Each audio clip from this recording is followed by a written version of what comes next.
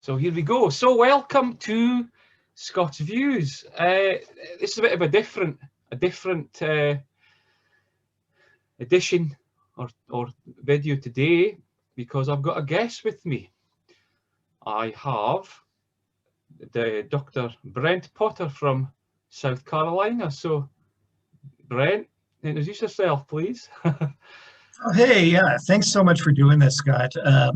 Yeah, so my name's Brent. I work in the field of behavioral health. I've worked in the field for 27 years. My PhD is in clinical psychology. I'm working on 2 other doctorates. One is in clinical psychoanalysis, where my focus is on effective models of addiction treatment, and my other is research that focuses on pre and perinatal psychology, specifically communication between mother and infant. So it's great to be here, and thank you so much again for doing this. I always love our conversations. Yeah, no problem. And you're also author of several books as well? Yeah, I love to write. Yeah, I've written a few books, Elements of Self-Destruction, Elements of Reparation, and co-authored a book with Jackie Gunn on borderline personality disorder. And I've got a forthcoming book, The Myth of Sobriety, that again looks at effective and what's less effective in the treatment of substance dependence. Mm-hmm. So yeah, so you're a busy man then. Yeah, you're busy. And well, this video, as we discussed before and we arranged it, it was kind of, I hope it'll probably say the same title, but the state of psychotherapy, discussing the brave new normal. Mm-hmm. And just a little bit of background for people who are watching, who will watch, is I came to know you about 10 years ago because you crossed my radar. You ran a website called the R.D. Laing website, and the R.D. Laing was a radical psychiatrist, psychoanalyst, famous for his critiques of psychiatry in the 1960s. And he set up a place called the Philadelphia Association, a place where I had trained. I never met Laing myself, but I trained there, and it was a very kind of unorthodox psychoanalytic stroke psychotherapeutic training, very much influenced by existentialism and the phenomenology and continental philosophers. And so I came across you because you run this website, and we've had, you know, I've followed you on Facebook for several years, and I've seen what the tone of your posts are, and we've exchanged a few emails, and I think we've both come to a realization that something quite dark is happening in society. I mean, you might describe it in a different way, but you know, I think we have mutual concerns regarding what's going on in society, our culture, the state of psychotherapy, and the political climate, and how this affects all these things. And I think that I wrote this abstract, and I'll read it out. It's a short abstract. I think it kind of crystallizes where I've been heading for several years. You know, I came from the kind of the idolization of R.D. Laing and the counterculture psychotherapy movement that arose out of that. But over several years, things have changed slightly in my thinking. I've moved slightly, progressed, and so this was an abstract that I wrote for a conference. There was the World Psychotherapy Congress in Moscow, but it was cancelled obviously because of COVID-19. I was all ready to go to Moscow. I was going to spend a month in Russia. Got a conference there, and I was going to go to Siberia to do a couple of other workshops and stuff. So I was really looking forward to it, but unfortunately it was cancelled. So, but I entitled my conference talk in Moscow. This is what the title was: From R.D. Laing, The Dialectics of Liberation, and I put in brackets sexual too, to not heeding the warnings to the West from Alexander Solzhenitsyn: identity politics, political correctness, and the murder of God. So quite a heavy.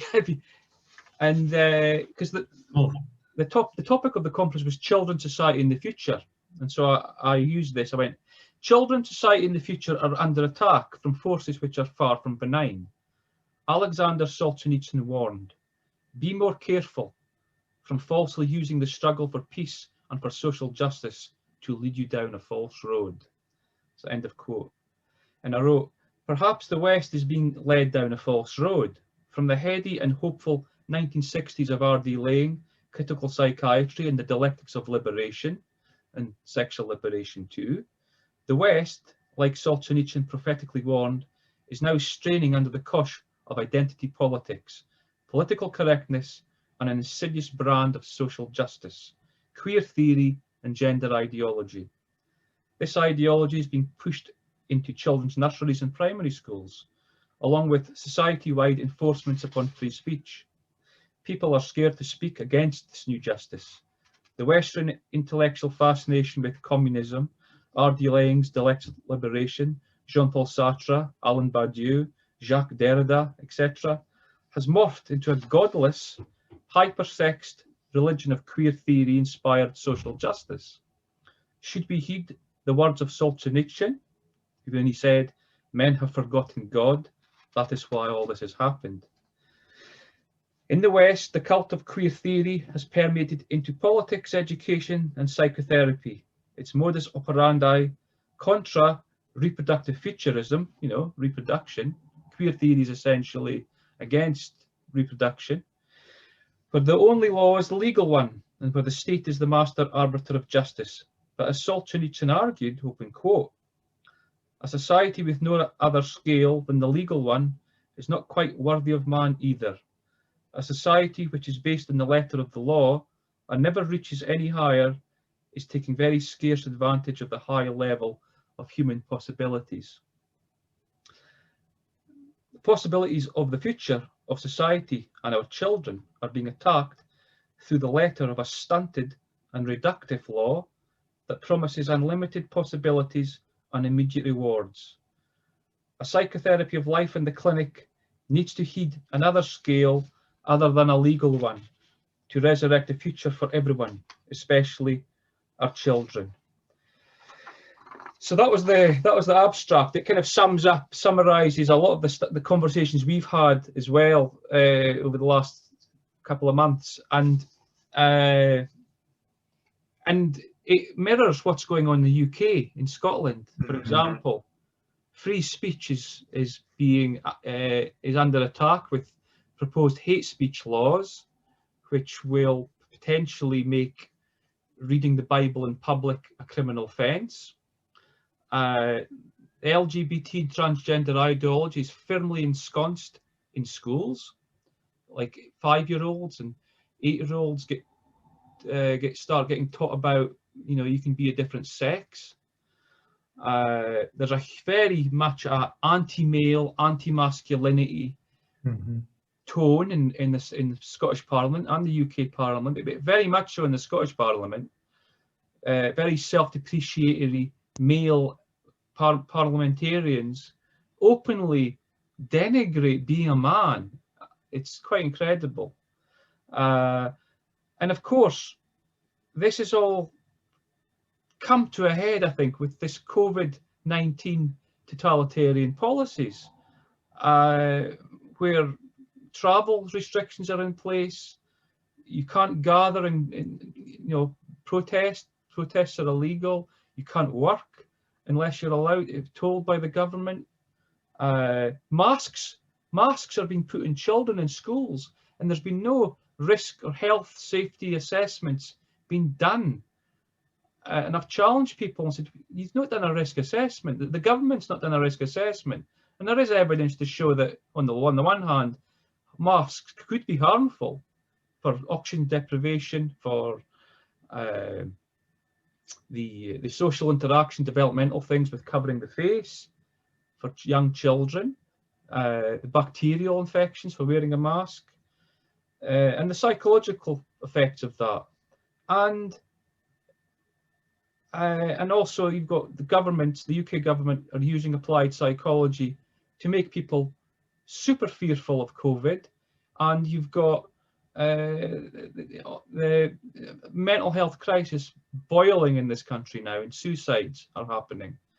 And Same here. And I'll finish. I've rambled on, but what me and you have discussed is that mental health people, psychiatry people, psychotherapy people, psychologists, mental health charities are utterly silent with all this going on. And we've connected over these issues, and I think we're at a very crucial, dangerous time in history, like Solzhenitsyn said.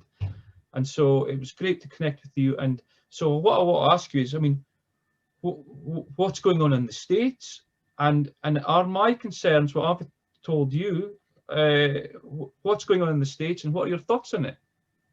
The same, perhaps in some ways worse. I'm not sure. Here recently over our major holiday, Thanksgiving, in some states, even indoor gatherings were prohibited. And I think the governor of California made some remark about wearing masks inside and putting them up after every bite or so. I mean, it just really, this has taken on very bizarre things. And to walk back a little bit of what you're saying, if it's helpful for the folks watching this, is one of the things, you know, R.D. Laing, 10 years ago was kind of the impetus that for our meeting, and it's awesome. It's been 10 years. But one of the things I really like about R.D. Laing is his ability to apply critical thinking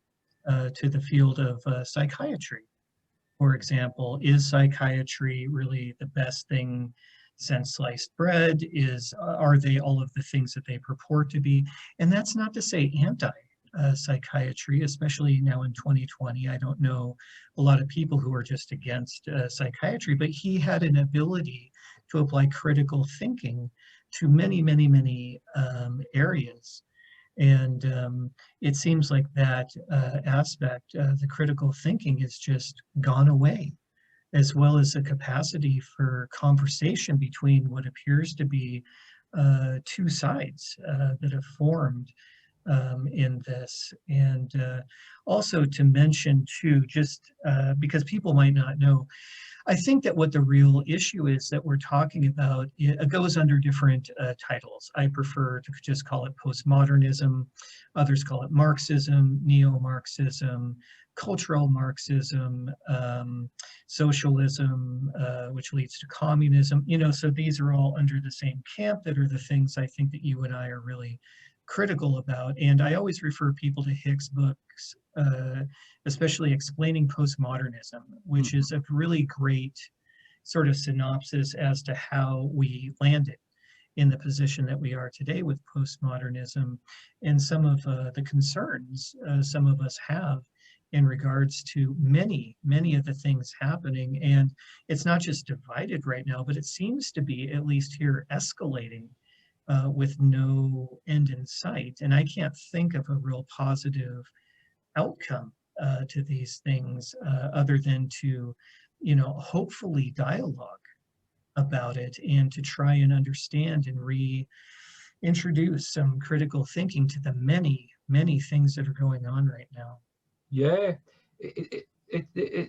critical thinking is quite key, I think, because I've been struck. I did my undergraduate in psychology when I had to learn statistics and how to look at data and analyze it and be critical of it and see what the flaws in it were. And then when I did my PhD, I did more advanced statistics, and you learned what was good data, what was bad, what was flawed in it, and etc., etc. And I always remember psychologists in my department in the University of Southampton, where I did my PhD. There was a lot of some able, not all, because I was friends with one of the statistician guys who used to help some of the psychologists who weren't that great with statistics, and he told me that some of the psychologists weren't very good with statistics, but obviously there were some in the department who were very good, and they often prided themselves on how good they were at appraising data and looking at it. It's like in this age of COVID 1984, what's I call it, all these so-called great statisticians in the psychology world have disappeared. Where are they? Where are they? You know, where are they? You know, I mean, it's like they're all masked up, walking around, going or doing Zoom seminars, and they've left the critical, questioning world behind them, and suddenly they've conformed to this weird, brave new normal where you know, challenging anything's you know, forgotten about. It's strange, isn't it? Well, and in so many different ways too, because there's so much that just for some strange reason just goes in as you must accept this, you must go along, you must believe this too, you must. And I mean, every masks. So critical thinking is really just, I don't mean this in even a sophisticated philosophical way, just critical masks. Do they work? How do you know that they work? Do they work all the time? Do they work with some people? Do they not work? You know, just general sort of questions. Are there risks, as you were pointing out, associated with masks? Have there ever been? Do we have studies? And in fact, we do. And just the results that one can find for him or herself on these things are interesting. Other things, you know, happening, Black Lives Matter. It is now like heresy to even say, what is Black Lives Matter? Who are they? How are they run? Do they get money? Where does the money go? You know, just, I'm not saying, you know, totally for or totally against. It's just the capacity to question anything is just under attack right now. You know, some of the gay, lesbian, transgender, you know, what do we know about that? Is it all true? Is it not true? Is it part of an ideology? Are they under attack? Who's attacking them? I mean, and other notions that when I go to trainings that just really get presented as if the reality with no reflective thought or context whatsoever. We live in a rape culture. And in my mind, do we? I'd like to know if we do. Who is doing this? How often? Who are, is it as prevalent as some say it is? Is it not? Is it systemic racism? Does it exist? Does it not exist? Do you see what I mean? It just goes on and on and on. But these things are just like, if you even raise the question of, is this true or how is it true? Automatically, there is this response of you're a racist, you're a misogynist, I mean, it goes ad hominem very quickly and violently at times. Some of, I can't believe the language and just hateful things that I've heard from just opening or trying to open up a dialogue as a practicing Christian myself about, well, what about, you know, Christianity? Is there any way to understand this as a culture within other religions and cultures? And the responses I get are, well, then you must be a racist and you're a part of the white male patriarch. It's just like, well, okay, it's hard to have a dialogue. Well, you mentioned an awful lot there. I'll take you back to the masks, for example. Masks. Sure. In Scotland, recent decades, there's a huge emphasis on health and safety and well-being for children. You know, every day you can open the newspaper, there's an article about this. It's very, very nanny state. You know, this kind of very socialistic. The state intervenes in families' lives to take care of them, etc., etc. So, for example, local councils in this area, in Scotland, for example, they're in charge of the individual schools, and of course they'll do risk assessments, health and safety assessments on school buildings, playgrounds, classrooms for hazards, pick-up areas, etc., etc. And they're obsessed with safety, obsessed. they'll have, you know, they'll write risk assessments every day,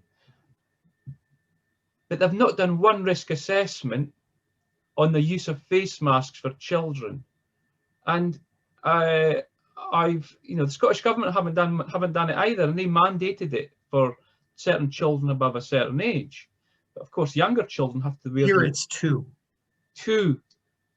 I mean, children ages 2 and older in most places are advised or required, depending upon the state to wear a mask. And yeah, so I mean, I've challenged people on social media, people involved in local government, etc., and said, you know, in schools, and I've said, have you done a risk assessment? I mean, I've sent them some research, some referenced peer-reviewed research articles, accompanied with the leaflets saying that, you know, there is a oxygen deprivation, you know, with the use of masks, bacterial problems, the psychosocial aspects of masking up, and of course you've got to look at the data. For example, I think it's not even. I don't think it's under a certain age, in working age, under 65 years of age. I mean, the deaths are I mean, minuscule. I mean, certainly not enough to shut down society. Anyways, most of the deaths are in their 80s, and there were people with bad health. Anyways. But school children age, I mean, no one's died in Scotland at school age. I don't think. Maybe one, if they're lucky. But I mean, but they're mandating masks, and all these people. There's certain groups in Scotland. There's a group in Scotland called the ACE Aware. They're called the Adverse Childhood Experience kind of movement, roughly. But it's very much a Scottish government. Well, it's a United Nations kind of global kind of push for how would I was it's well-being management of people on a grand scale, not nanny states, socialism essentially. And there has been not one signal of alarm about what's going on with children with these masks. Nothing. It's incredible, the dereliction of moral and ethical duty of these people. You know, masking children up at 5 years of age, and also seeing adults everywhere walking around with masks on. You know, this is a serious. These will have serious effects for children's lives in years to come. I have no doubt that this has got to be very worrying. I think. I don't know what you think. I mean, you work with children. I'm bothered by that, and I'm also really, you know, I'm just a working class, you know, person too. You know, I'm like just most Americans here. I work to try to make ends meet. And I know what goes into just setting up and trying to maintain a business, or just going to work every day, things like that. And what really, I think it's just sad, really, is all just shutting down the whole economy over something that we don't know to have any efficacy, or I haven't seen any efficacy. When I try to look at do masks work, the response that I get from people who really are sort of in the know on these things is they say, well, the virus has an affinity for water particles that are expelled in breath, and we hope that masks, we think that masks may reduce that. And I think about that statement, and it's like, well, does it stop the virus? And the people I talk to, whenever, no. We hope that the water particles may, and it's like an awful lot of we don't know, or it may, and then to shut down the whole economy. I mean, I think it's really sad, because I know what I've put, blood, the sweat, the tears, everything I've put into trying to, you know, just be a working class dude. And to think about something like 42% of businesses will just never come back, like 100,000. I read in a separate thing, businesses. And these are people who are just like me, probably just like you, most people who are married, they've got a kid, they're trying to work, they're providing. And then, or think about someone who puts all of that effort into setting up, you know, that store, the corner store, or the laundromat, or the bakery, or whatever. And the few people that they may have employed now just gone over something that we don't know is helping at all. You know, it is just tragic. And the cost to the economy, the cost psychologically. I mean, I'd love to hear what you guys are seeing in Scotland, but I'm on the front lines and I'm telling you, there are substance use is through the ceiling, especially alcohol use. The people watching pornography is going out of control. And by that, I mean, people are calling in and saying, I need help. I can't control how much I'm doing this.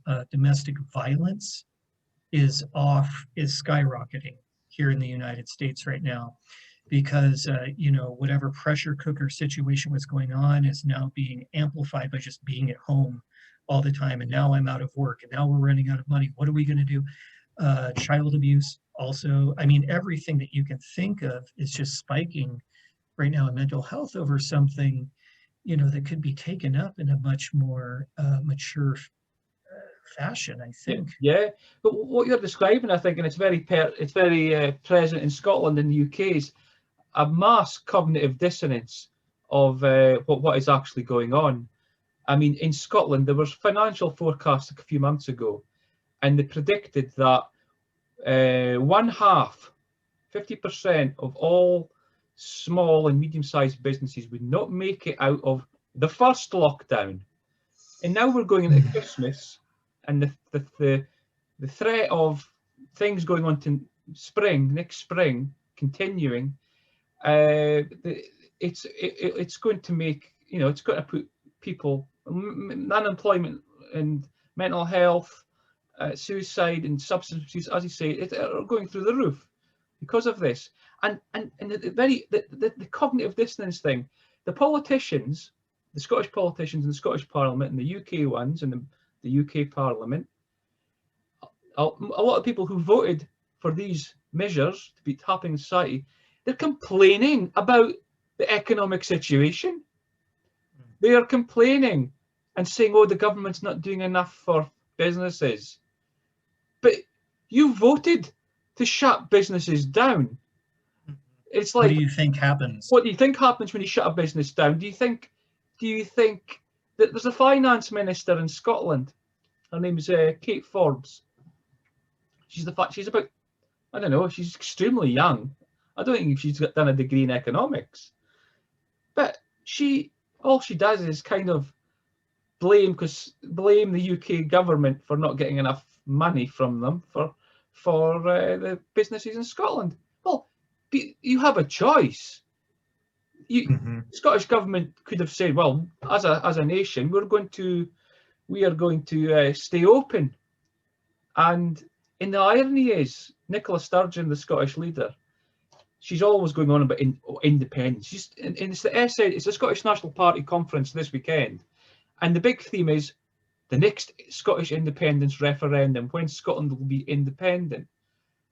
I mean, it's delusional. How can you have an independent country when it's an economic wasteland?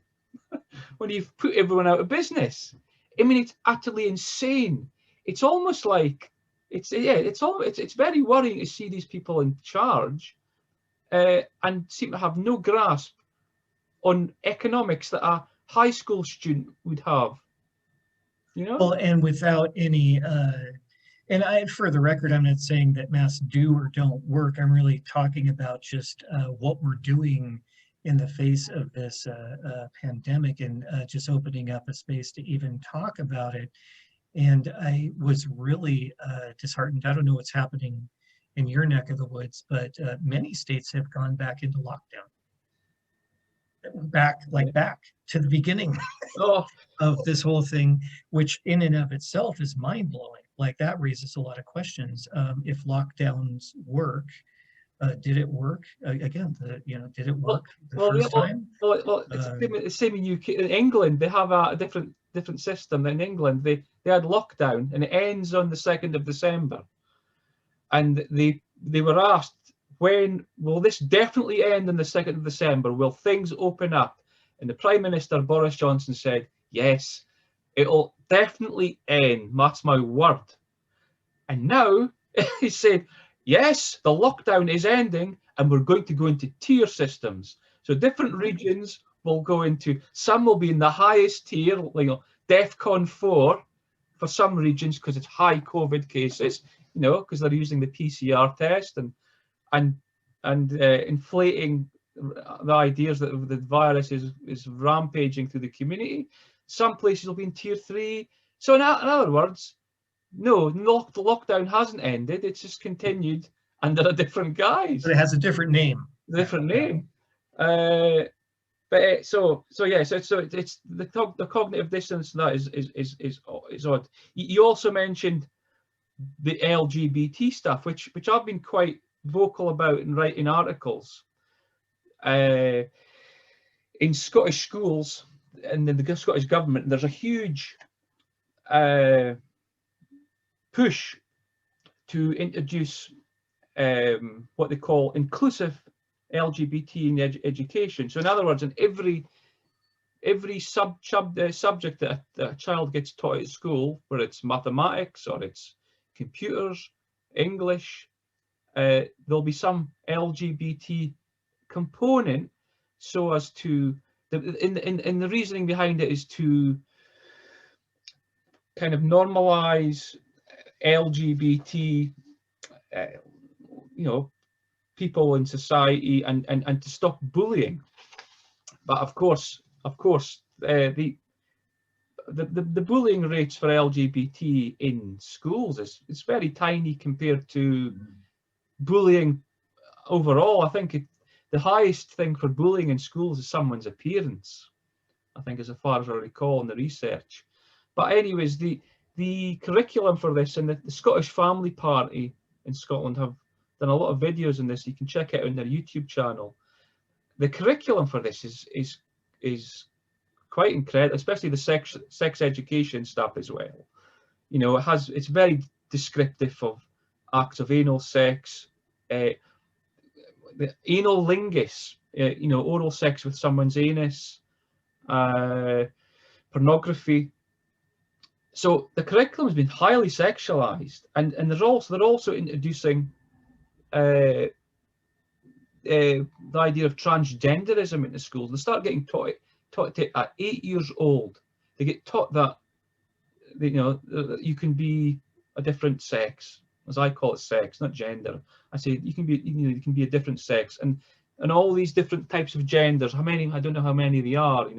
Asexual, two-spirit, bisexual. They're introduced to them at 8 years old, and it's.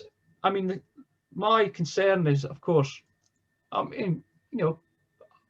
people in society, adults in society, they are free to live how they want to live, but it's introducing adult sexual ideas to children.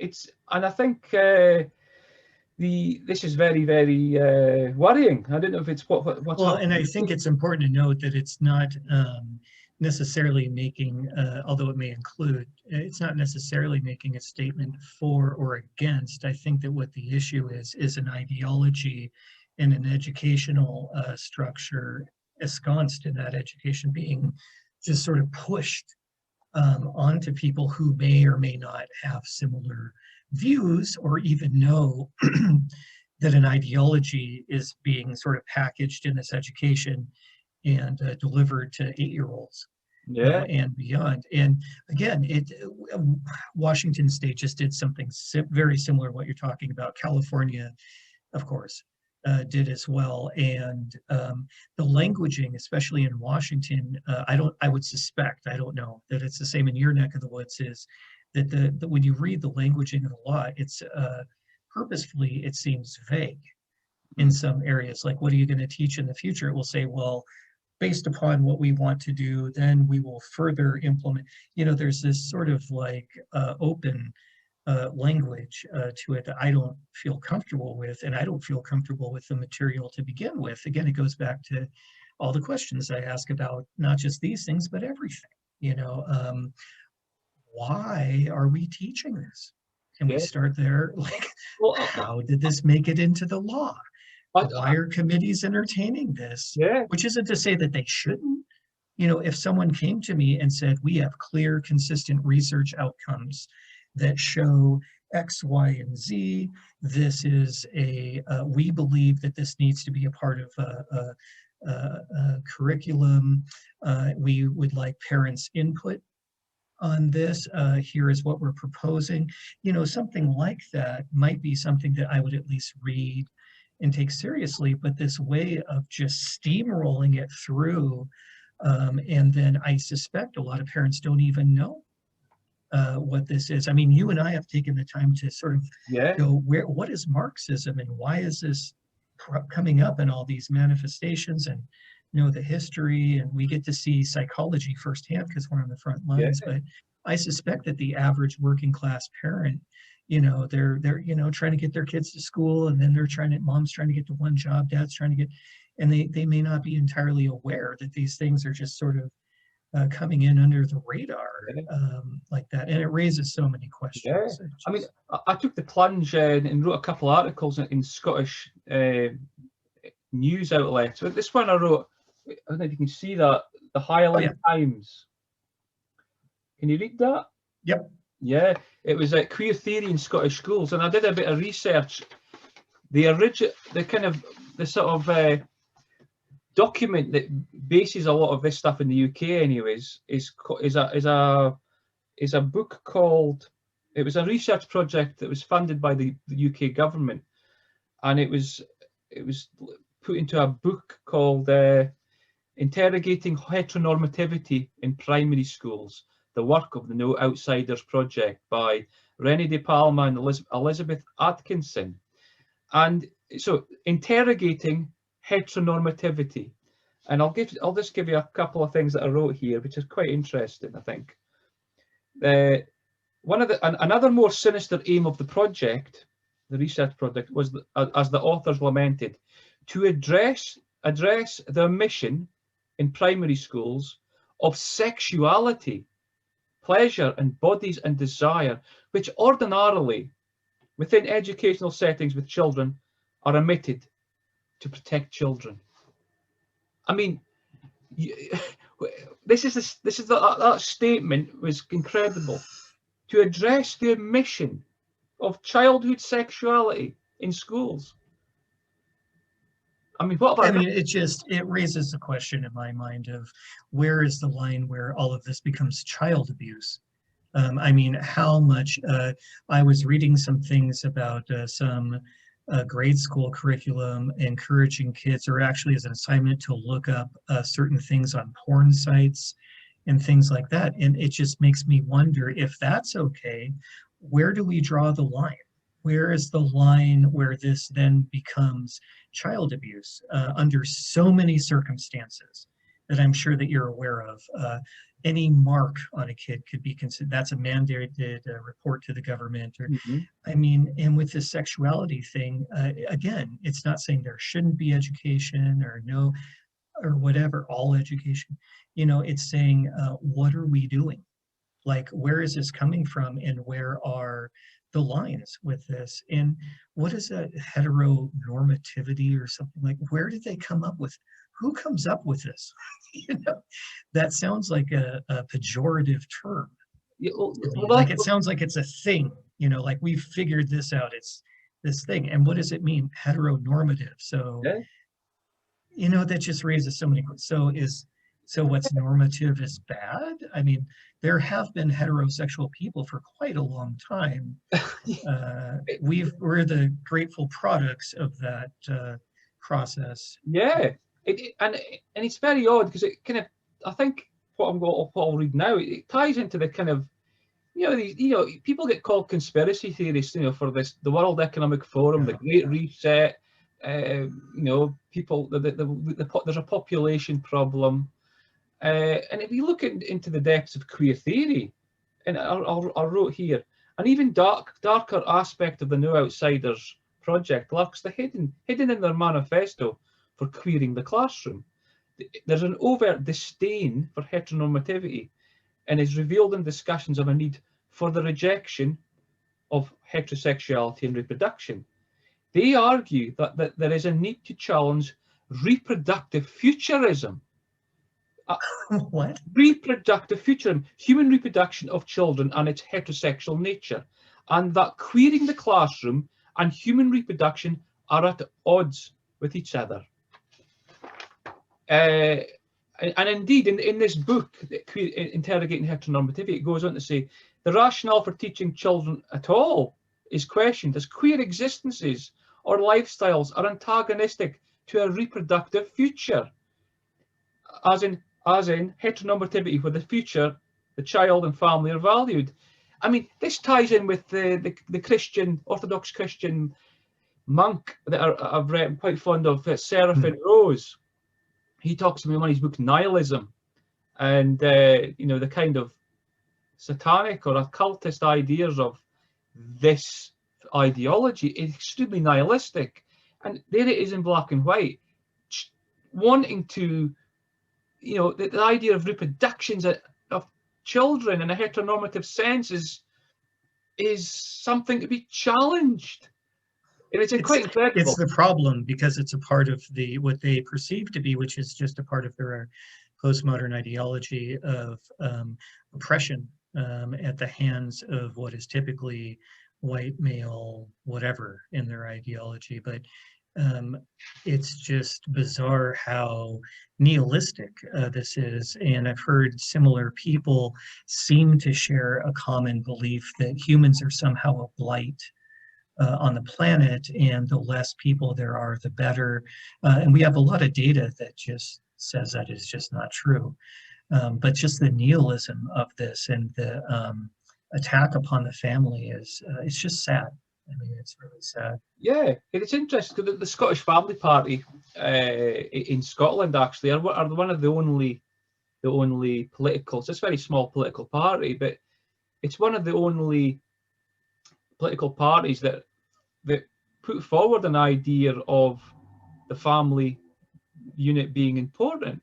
And I've been to a couple of conferences with them, and I actually presented at the last annual conference a couple of weeks ago on the loss of religious sensibility.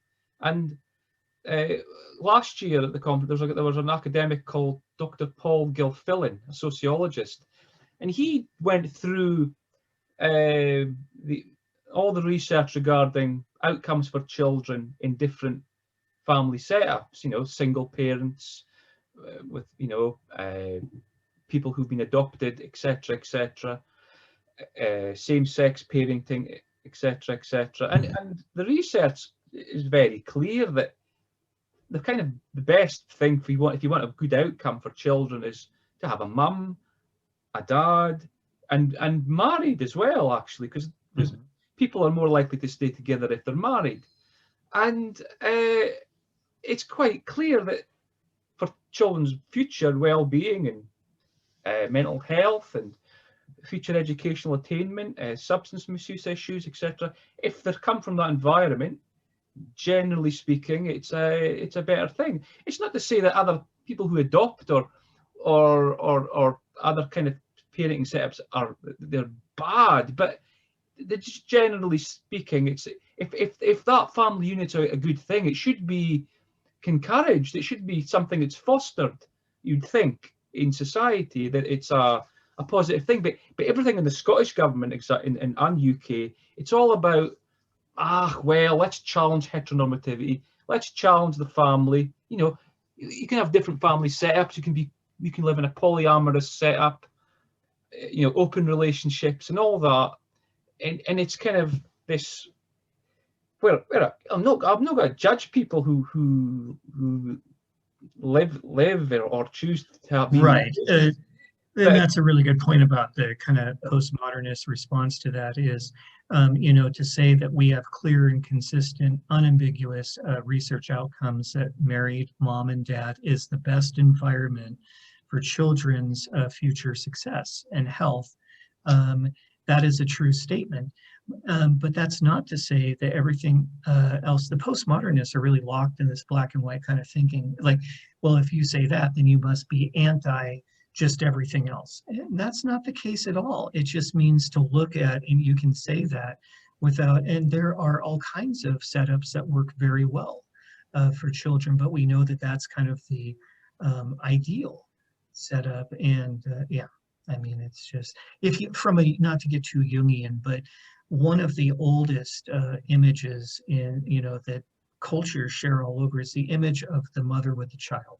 Mm-hmm. I mean, think of, let me just think of like the Orthodox churches, the oldest ones. The Madonna with the child is an archetypal image. Mm-hmm. The reason, I suspect, I don't know, is that without that image, there is no society. There is no culture. It fails without mother and child. It fails without family. Yeah, yeah. It's in everything in the Scottish government policies, for example, it's all about not to say. I mean, for example, I'm a very modern man. Me and my wife have split work since our children were born. I'm very, you know, from the postmodernist perspective, I'm a role model for them. Because I mean, I've worked part-time since my son was born, and my second son is born now, and my wife works part-time, and we've always shared the childcare, you know, and it's not a, I don't see it as a feminist move on my part. It's just a, well, I like my children. I like my children, and I like looking after them, and it's not a feminine role. I'm a father, and I like looking after them. But everything about the Scottish government, it's always about the narrative is about, oh, women have to work, and it's not good for women to not have a career, and it's like you know, let's have more women in Parliament, and it's interesting because I mean, a woman at the Scottish Family Party conference a couple of weeks ago talked about how in lockdown, for example, a lot of women have relished being more at home with their children. Mm-hmm. And an ex-girlfriend of mine many years ago, sadly, bless her soul, she died a couple of years ago. But she did sociological research on single parenting because she was a single parent herself with a young son. And she interviewed a lot of people in this qualitative research project, and she found that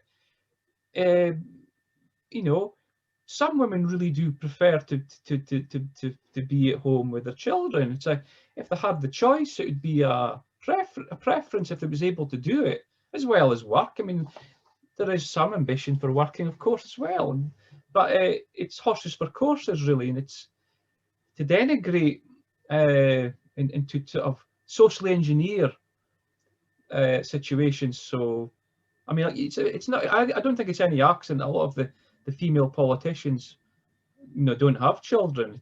It's very prevalent. I think that kind of, yeah, they're role models for right. kind of ideology, I think. Well, there's a way in which moms, stay-at-home moms, are seen as undermining the feminist agenda and the feminist movement because they're not empowered.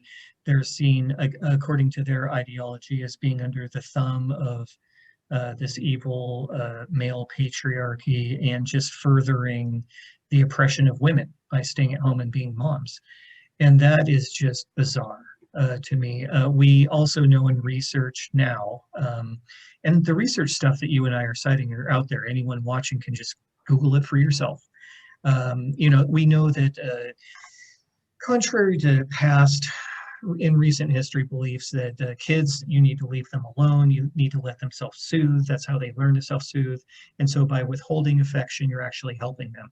It was a very considered a contemporary belief in the 80s, maybe part of the 90s, but now we know that is just false. If in fact it's damaging to children, very, very, very, very bad. If you want a kid to have mental health issues or health issues otherwise in the future, that's a fast way to do it, is withhold maternal love.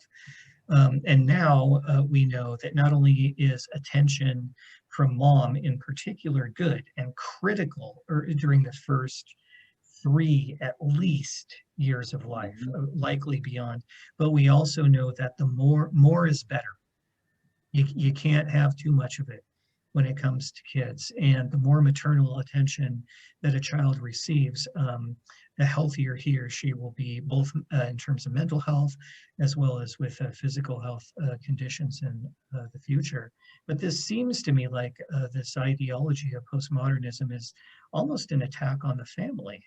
Yeah, yeah. It's the family is kind of, if they had a wanted picture, it would be, you know, the family, which is most unfortunate, because without the family, and I'm seeing this in the United States. I was just commenting to one of my psychoanalyst supervisors yesterday. I'm seeing this in the United States a lot, just the breakdown of family. My wife is from the Philippines. Mm-hmm.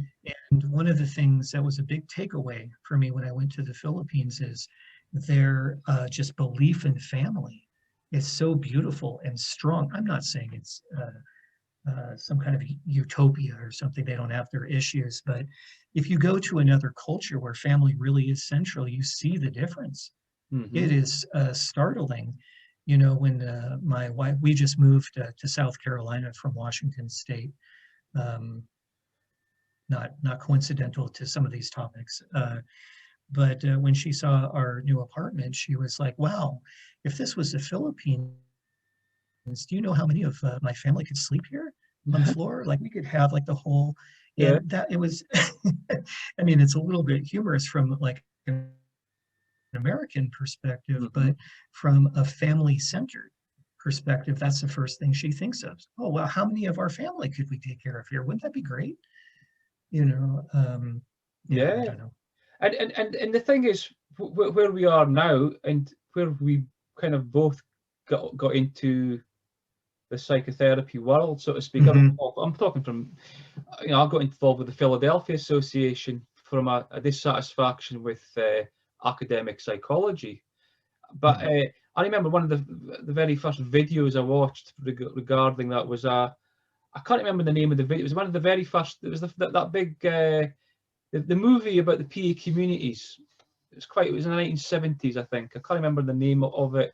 Oh man, yeah, no, I don't know the name, but I know what you're talking about. Yeah, I remember it. I thought, well, I thought that was great when I watched it, but then I looked back at it not long ago, and I remember one of the therapists in the house meetings was talking about the family and saying how, oh, the family's not. There's better ways to do it. We've thought about this, and so there's better ways to live.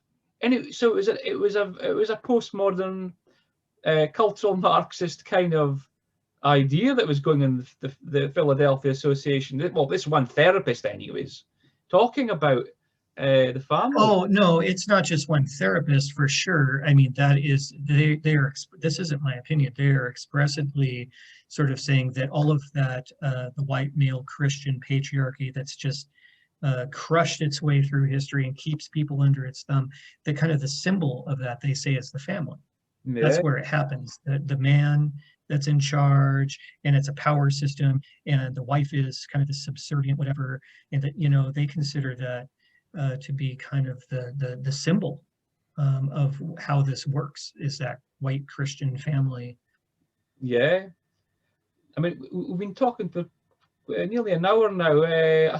I suppose before we ended, I wanted to try and get into the Christian things, the Christian ideas, and how I think, well, especially in the UK, well, not in the UK, but the idea of religion or spirituality being in something to do with psychotherapy is very much, I would say, frowned upon. It's not really embedded, or therapy doesn't really talk to it.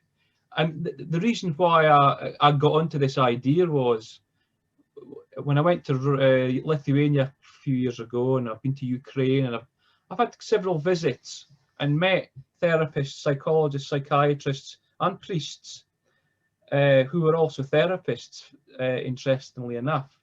And I was struck, because they lived under the Soviet Union, a lot of these people. They lived under totalitarian communism. And I was struck, because a lot of, especially the older people that I met, how a Christian sensibility was infused with their way of thinking about therapy, and also they realised the importance of family, etc., etc. And they kind of, I would say, Christian existentialist ideas of meaning that are infused with their work. Whereas I've noticed in the UK, it's almost regarded as I don't know, heresy to even think about a religious idea in terms of psychotherapy. I mean, what's your thoughts on that? Yeah, so I agree. So here is kind of one of the fundamental issues, at least as I see it, is that postmodernism, which imports with it kind of philosophical presuppositions of radical subjectivity, because if everything is subject to, this is sort of a la Derrida, but if everything is subject to countless interpretations, which is a little bit true, but not really, then my opinion of things, or how I feel, is my measure of validity with things, which is why that, along with the other things that we've sort of talked about too, is sort of what it imports. I tend to see Christianity as a culture. Us practicing Christians are a part of that Christian culture. And for us, radical subjectivity does not at all mesh with a worldview that has things that are very big and outside of us, like God, or others, or common concern, notions of non-interference, and things like that seems to be where a lot of the rub is that we can't, it's very difficult for us to mesh with this thing that is largely being imposed upon us. Again, just sort of like the school curriculum.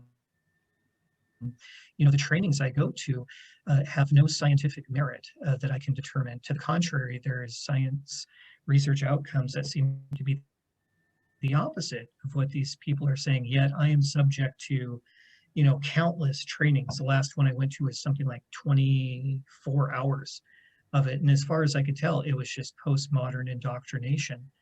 And so now that a lot of it has been written into law, with what you can say, what you can't say, what is true, what is not true, people who are Christians are just terrified to say anything.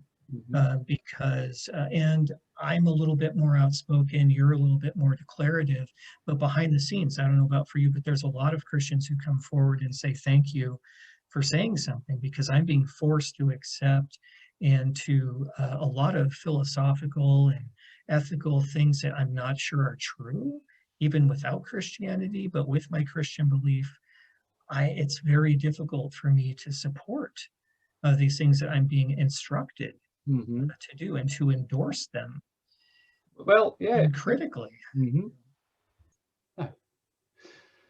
So yes, an interesting point there.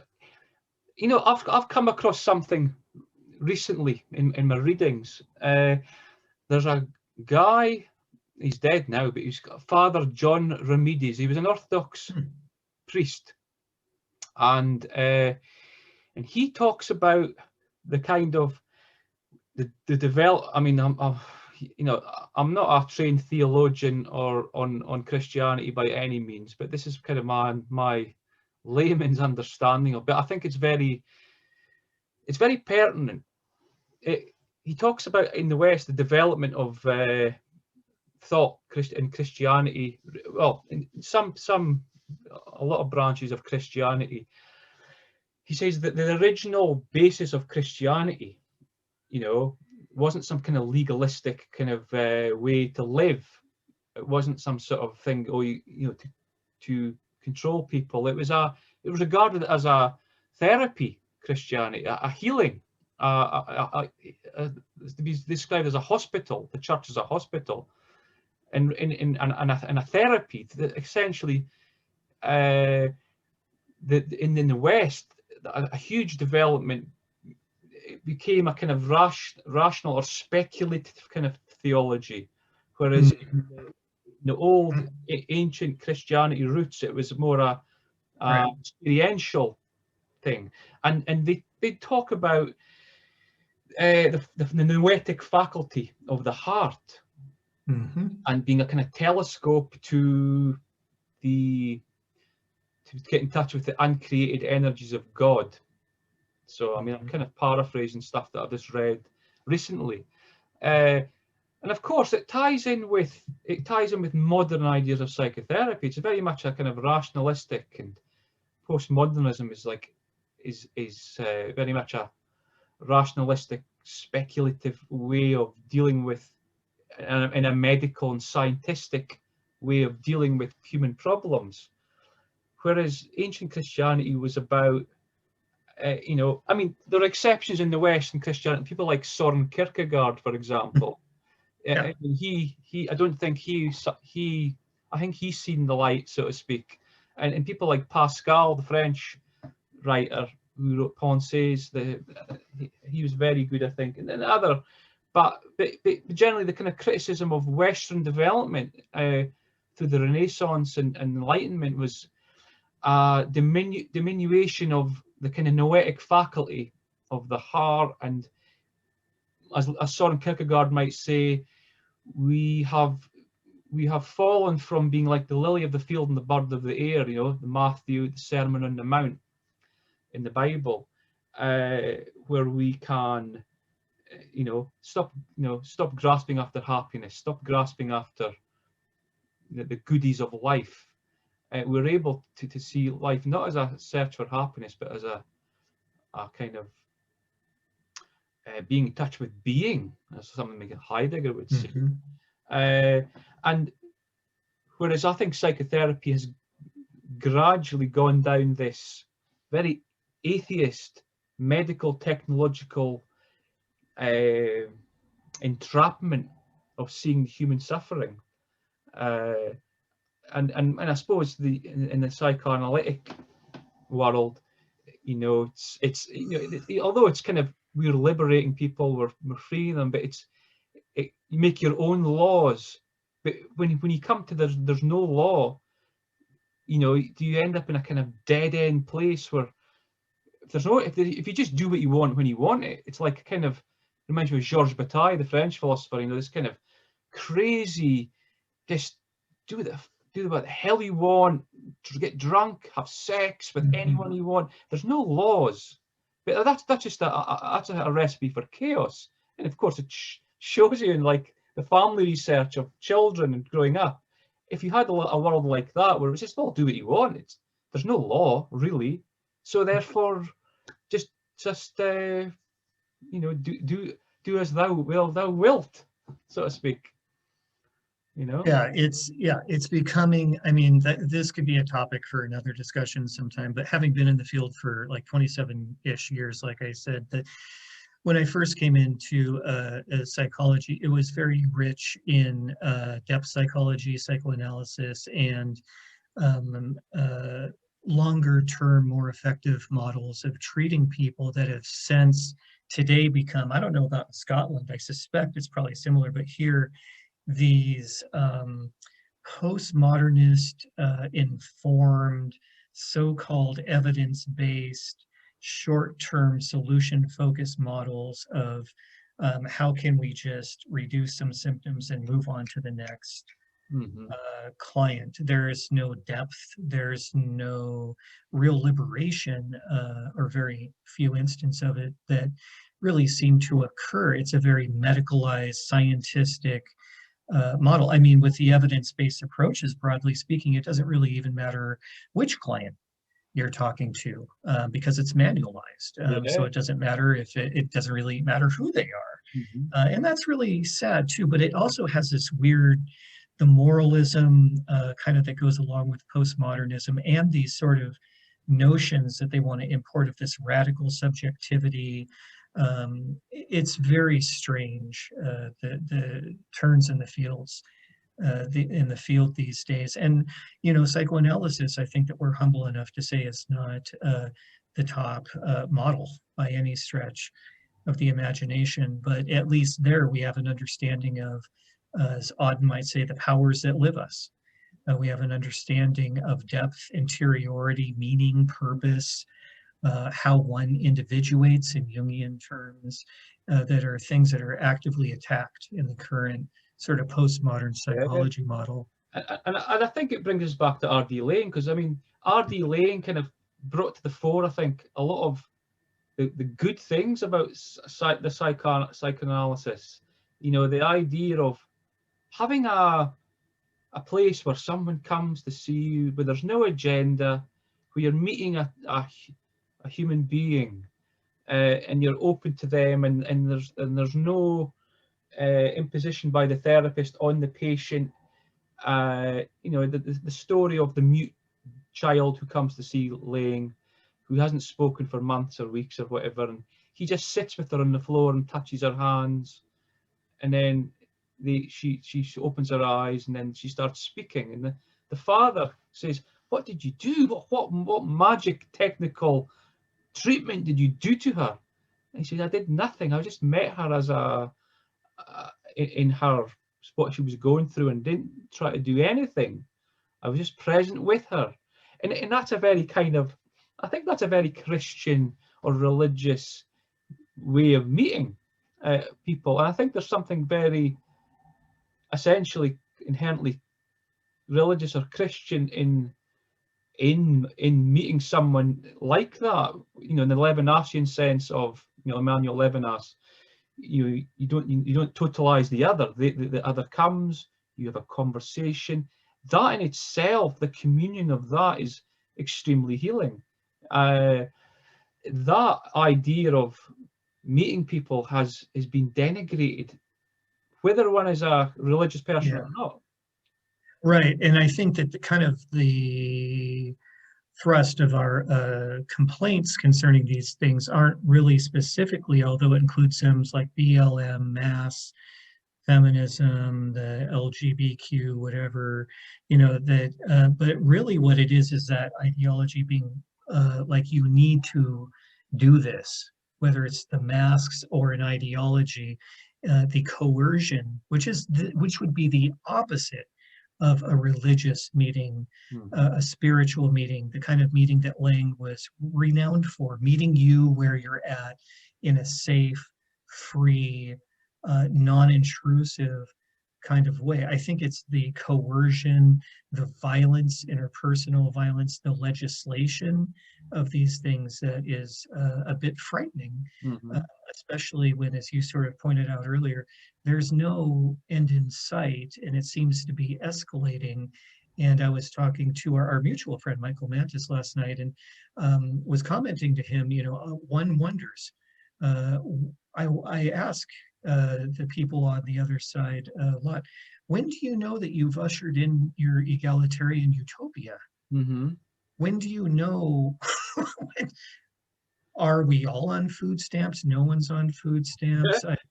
Who's in charge? Does it have to be in identity politics, like a specific race or culture or how? But they continue to just keep deconstructing themselves, which is part of their philosophical issue, is that it's not a lasting thing to just constantly deconstruct the family and deconstruct society and rest solely upon one's personal opinion and emotional state as the measures of validity. Yeah. Like, where do we stop? Yeah, you know? and I suppose it boils down to the kind of cultural Marxist idea of trying to make heaven on earth. It's a kind of a possible goal, you know, because it's based on we will reach ultimate happiness, and it reminds me of Jacques Lacan, the famous French psychoanalyst, and some people regard him as left wing, or some people regard him as right wing. I don't know. I mean, some of Lacan's work I like. Some of it's impenetrable nonsense, I think. Is a British philosopher called Scruton. I forgot his first name. But he said that stuff that came out of France at that time, he calls it the nonsense machine, the postmodern. I would agree.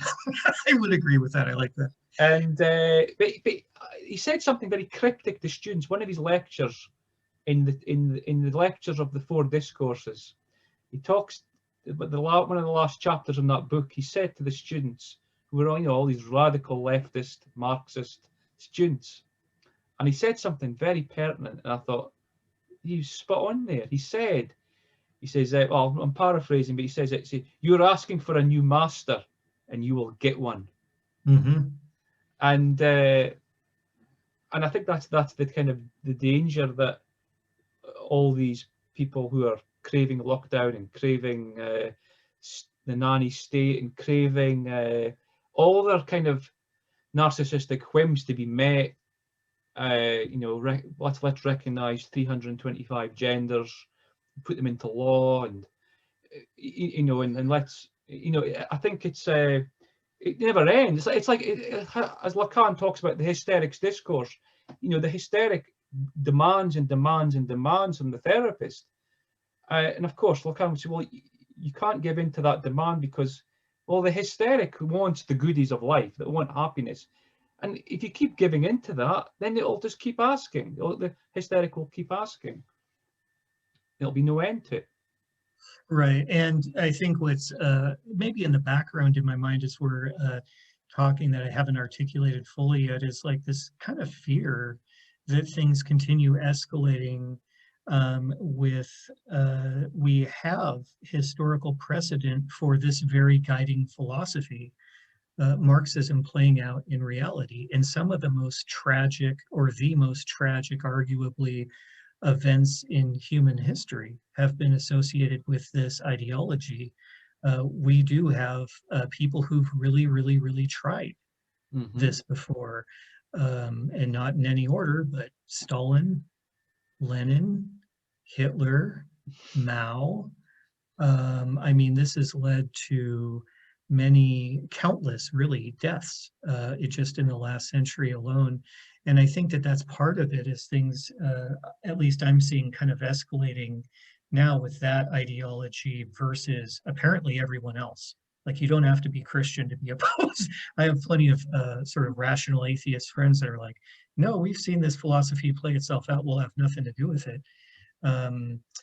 Escalating when we do have historical precedent for how this thing plays itself out. It's a bit frightening. Yeah. And I think responses you get from them are like, well, that's not real socialism. We're doing democratic socialism. And it's just like, how can you, that's like strawberry flavored hemlock. It's still hemlock, and no matter how it gets rebranded, we're calling it Marxism and then now postmodernism. I mean, it's very, very frightening. And whether one's Christian or not, it has not had good outcomes historically at all. Yeah, and I think, back to what I said about Solzhenitsyn and his warnings to the West, he was very prophetic. I think it's more pertinent now, more more apt now what he said then in the 1970s. I was blind to a lot of the developments that were going on in the West for many years, and I've had to do a lot of kind of unlearning, and it's interesting. So I was teaching recently some Soren Kierkegaard, and also I gave some readings of Alexander Solzhenitsyn, and one of the students, I said, did you get the readings? What did you think? And one of the students said, isn't Alexander Solzhenitsyn associated with the alt-right? I mean, it shows you the kind of way the education's went in the West. How someone like Solzhenitsyn can be regarded as alt-right. It's like, it's quite incredible. Well, and it's interesting that that's the way that postmodernism kind of takes up anyone who's not a part of their in-group is alt-right or conspiracy theorist, or, I mean, there are these very pejorative ways that they refer to anyone that's not a part of their group. And, you know, I was thinking about this earlier this morning. I'm not sure that you and I are even really, we haven't talked about it that much, but like hardcore conservative per se. I am literally a card carrying in my wallet libertarian, to each his own, you know, like as my wife government. My wife tells me that I'm politically non-binary. Yeah. I'm non-binary. Yeah, me too. That's possible. Yeah, I'm not into the right either, but relative to the postmodern perspective, just anything that's not them, like I've been labeled like, you know, a very conservative, and which it actually, if anyone asked me or talked to me, is just not true. Just because you don't have one set of beliefs does not thrust you into this alt-right universe of things. It's crazy. Yeah. I'm looking at the time, Brent, and we've really kind of we've covered a lot of ground. I mean, I think we're going to have to do another one. Yeah, I think we are. I think so. I think we are. It's very rich what we're talking about, and my mind is buzzing with this. I think it takes more than one conversation. I think. I kind of just wanted to mention before we ended that essentially, when we first got together to discuss possibly doing this, we thought there must be more therapists, psychologists, mental health types out there, and we want to try to encourage those type of people and to get to start speaking up and to kind of challenge what's going on and to question what's going on, rather than sit in the slumber, because there must be a lot of therapists who are caught in this kind of, I can't speak out because I'm frightened of disturbing this, you know, the orthodoxy of postmodernism that's prevalent in our culture. And I hope this, you know, this conversation and hopefully other conversations regarding this may gather more people. I mean, you mentioned people, you know, in the States, and I know a couple of people here, but I think many people are very silent, but are they are out there looking for a home, or you know, kind of looking for a place where they can speak freely, I think, you know. And so yeah, carry on. Yeah. well, yeah, no, I totally agree. And you know, I think that it's okay to have different, especially as a libertarian, I think the more perspectives the better. And what I think libertarians are really opposed to are coercion, violence, ad hominem, you know, that dimension of things, no matter who's delivering it, we don't endorse. But I think the more perspectives, the better. And I know that there are other folks out there who have not as dramatic postmodernist perspectives that I would love to hear about, or, you know, maybe people have a completely different perspective. I mean, I think that the more perspectives, the better. And one of the really tragic things about this whole state of the world today is even the people on the left, the far left that I talk to, say that it's sad that there's no dialogue anymore. Can't we, especially as adults, even we're older adults, you know, can't we sit down and come up with some ground rules and try to engage in some kind of discussion, because we have to make room for each other. We're all part of the same, you know, kind of human community, and we've got to figure out a way to talk to each other, because where is this escalation going? Nowhere good. Yeah. Doesn't result in anything good. So we've got to talk. And I think, as I mentioned, what that priest or Father Ramirez was on about, you know, this kind of over centuries old denigrating certain aspects of experience, you know, through scholasticism and through speculative theology and through rationale, the adherence and rationality, and, you know, basically the human being as master of his domain is, you know, people might think, well, it's quite a good thing, but there are elements of danger in that, and I think it's quite worrying, you know, more kind of extremist, not extremist, but people who are religiously minded, who are talk about things like the Revelations, for example. You know, they highlight aspects of that in the Bible and think, you know, there's elements of what's going on today that are very, very worrying when you look at it through that lens. But it's, you know, it's a bit beyond my skills and abilities today, especially, I think. But but Brent, I think we'll kind of close it down now. We'll definitely have another conversation, I think, at some point. I would love that. That would be awesome. And I want to thank you for your time. No, thank you for setting this up, Bruce. I really appreciate it. I think what we'll discuss today will be very interesting for people to listen to. You know, I mean, it's a very interesting domain we're getting into, and it's not talked about near enough. Agreed. Yeah, and it's time to talk, and it's okay to have different opinions. So, any last thoughts before I stop? No, I'm just really grateful that you did this, and I hope someone, you know, gets some value out of this, and that, you know, we can keep the dialogue rolling, that people will continue to speak up, whether they agree, disagree, you know, in a respectful, mature manner. Hopefully we can keep kind of a positive dialogue going. Great. Awesome. Well, thanks again, Brent. See you soon. Thank you. Bye-bye. Bye.